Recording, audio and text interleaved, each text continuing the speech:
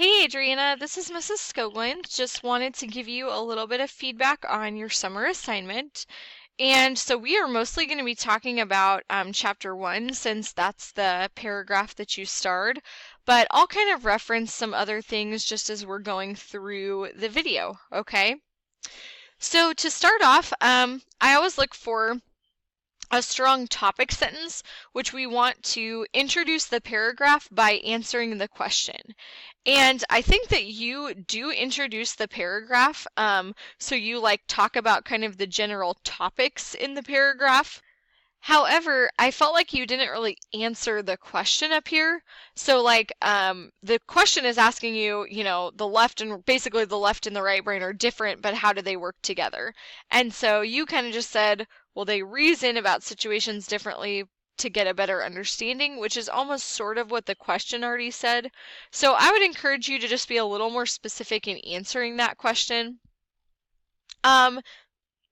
Similarly, down here, your last sentence, the concluding sentence, we also want that to tie back up to the question and kind of wrap everything together.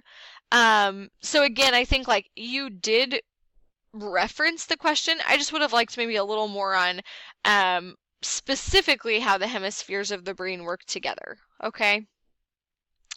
All right, next on evidence, and I meant to drag this over.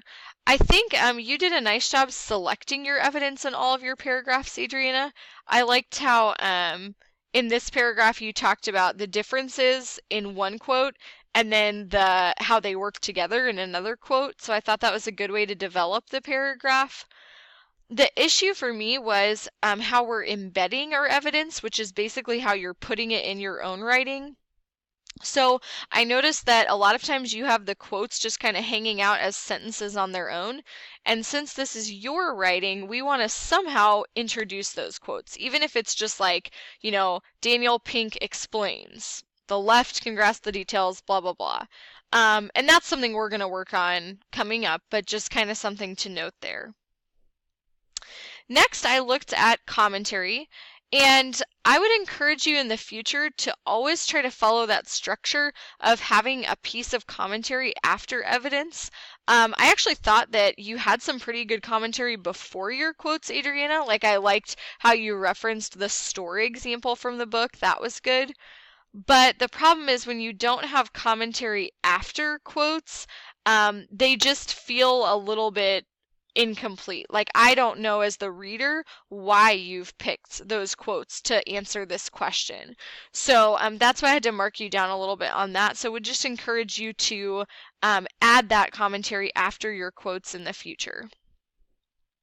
Last, I looked at conventions.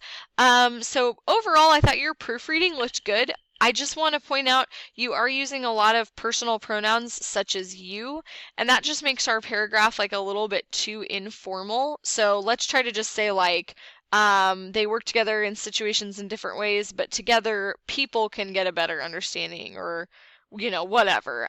Just make it a little more formal.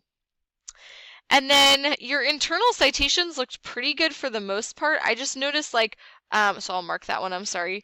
I just noticed like one inconsistency here where you had the comma. So I know that's a little detail, but just make sure to keep those consistent. I thought you also did a nice job on your R-directed activities. I enjoyed reading about your interview with your dad, and I thought it was really neat how he said that, even though obviously people can do insurance online, this personal relationship piece, or to me, like the R-directed piece, still kind of comes in. So I just thought that was a really good interview and convo that you guys had. Anyway, just wanted to give you a little feedback.